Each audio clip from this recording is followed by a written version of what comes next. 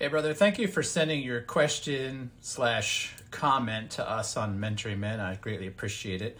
I want to take a moment to read your question back to the audience, both in this community, and this will be put out on YouTube as well, because I think these kinds of questions are so common, or scenarios rather, are common to every man, and I want every man watching this to see that he's not unusual, he's not alone.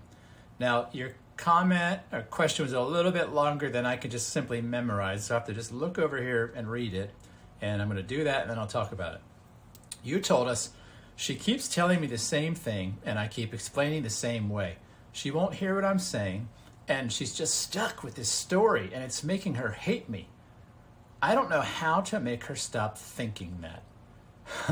I kind of did a laugh internally when I first read this, and I probably smiled the same way because my relationship used to be characterized this same way. I felt like we would get in these sparring matches where my wife would share how she'd feel, and I would say, I hear you, and I'd explain something really deeply myself. I'd go slower. I would say something differently. I'd try to clarify. I would try to add more information. And I'd try to address the word she just told me before. Then she'd say it again. And I was just beyond exasperated. And so I remember this season of marriage when all of our communication was this highly exasperating time of feeling like misunderstood. And I'm going to share with you what totally changed that. It's not a secret. It's actually quite easy. The thing that changed that for me was changing my own perspective away from the last thing that you said. You said, how do I get her to change that? And that, my friend, is exactly what the problem is. You see, like you, when my wife shared what was going on for her, I focused like some sort of, like CSI or criminologist. I focused really, really intently on what she was saying. And I thought I was being a good listener because I could repeat it all back to her verbatim. I understood what she said. Most of the time I could predict where she was going, and that's a whole other problem we could talk about in another video. But I heard her. I understood the words that she said. What I completely missed, because I didn't understand the feminine or really how to be an effective listener, was I missed the emotion that she was trying to tell me. And so what I've learned since then is that when somebody keeps repeating themselves to you, they're generally not feeling emotionally validated. My wife kept sharing this story with me because what she was looking for from me was empathy and compassion, not some sort of robotic computer parser of the words and then reply with my perspective. In fact, the fact that I kept replying with my perspective was the dead giveaway that my heart was not engaged with my wife. Instead, my brain was on defense mode. Let me hear her perspective because I need to change it to mine. This is something in my practice and in Mentoring Men as a community I call perspective dominance. I speak about this a lot in videos because it's a really pervasive problem in relationships. And it's the inability to appreciate that someone else's perspective, even though different from yours, is okay. And that there really is no need to share a common perspective in order to have a deep, connected, emotionally, physically, and sexually satisfying relationship. In fact, a little bit of difference is actually a great basis for attraction, and the differences that we have are a great creator of something we call polarity, and it creates the basis of healthy connection and relationship. So connection is not found by making other people like us. In fact, one of my favorite quotes of all time that I got in like premarital counseling, I don't remember who said it, but this guy said, if two of you are alike, one of you is unnecessary. And this has stuck out to me a lot in 30 years of relating to my wife. And what I came to understand was that I was doing this thing. I was listening to respond and not listening to understand. And I was doing that because I had a whopping amount of insecurity that I didn't know was inside.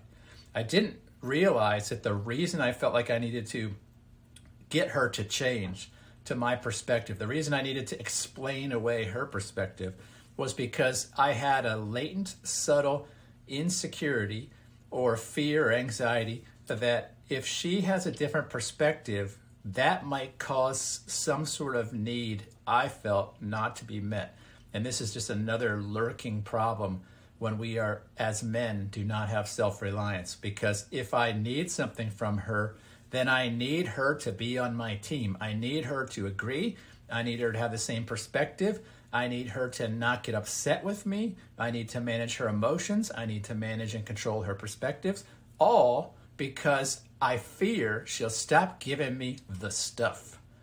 Okay, so this is a huge, huge problem in a relationship because it makes a man insecure. He's insecure because his dependency feels at risk when his partner has a different perspective. And so this is what makes men go into lawyering mode.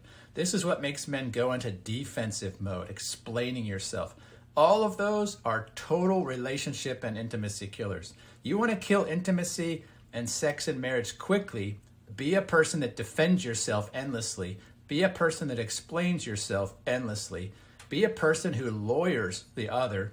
Be a person who has no interest in being empathetic and curious about another partner's perspective. And in fact, those are things we routinely see in men with sexless marriages. They have these habits. They have a habit of explaining, defending. They talk way too much and they listen far too little. And it's behind why their wives don't feel emotionally safe. It's why their wives don't trust them, because their wives see this man who quickly hears, they see his wheels turning up here, which means they don't feel him at a heart connection. And then they see him regurgitate something to try to get her to see differently. Trying to get other people to see your perspective, with the exception of maybe being a teacher or instructor, is insecurity. It's simply a need for other people to think like you, the need to be right because you're insecure. This is a huge, huge problem for all men. All men are going to go through something like this at some point in their life where they feel this insecurity. And it's going to show up like this with a partner. And so, brother, I want to encourage you to stop trying to change your wife. Stop trying to change her emotions. Stop trying to change her thinking. Stop trying to change her perspective. Instead, I want you to look for, what is this woman feeling, and what can you do to make that easier, right? Because usually I would say, if a woman's expressing this, she's frustrated. She's probably feeling unloved, unseen, unheard, disconnected, not celebrated, not chosen, not invited. In general, I would sum all that up, and she's not feeling loved. And the reason she came to you in the first place and she vented all this stuff out is because she's having an emotional experience. And if we miss the emotions because we're drilled into the details and her story and know her story's not correct, and we feel the need to set the record straight and fact check it all, you completely miss the opportunity to connect. And most men do this because they take away the way the woman is sharing towards them as some sort of adversarial position. And most of us here too, like, we're just clueless. We don't know that the way a woman shares with us, even though it might look mean to you, to her, she's not being adversarial. She's just being herself. Now, I could say this because I talk to hundreds of men a year who all tell me, I've got the exceptional woman. She's especially mean. She's especially cold. She's not nurturing, blah, blah, blah, blah, blah. What they all describe is just common feminine attributes that in their mind, as men, they mistake for being dysfunction. And you know what? Women mistake common manhood and masculine features for being dysfunction. But the truth is, we're just generally being ourselves, and we're being misunderstood by the other. And so I want to invite you to look at these situations differently. Stop looking to fix things. Stop looking to change things. Instead, I want you to see yourself instead as a great big radiator of warmth and compassion and empathy and curiosity and love and acceptance and of no judgment. And just be that guy. Let the woman share what's going on and ask her, what do you need from me right now? Is there anything you'd like me to say? Is there a response you're looking for, or are you just wanting to vent? And just be present with her. And I think what you'll find is all this stuff starts to get way easier. You'll feel more connected. She will be more connected, and your relationship will improve. If you want to talk more about this, I know it's a complicated topic, I invite you to either join our community, Mentoring Men, or reach out to myself. There'll be a link below this video if you're watching it outside of Mentoring Men, in which you can set up a free complimentary session with myself or one of the other senior mentors on Mentoring Men. We'd be happy to talk to you about your situation. We're not going to try to sell you anything. This is what we do. We help men all over the world with very complex relationship and personal issues, and we would love to get to know your story, what's going on with you, and help you improve your masculine experience. I'm Sven Masterson, co-founder of Mentoring Men, and I look forward to meeting you or seeing you in the next video. Take care.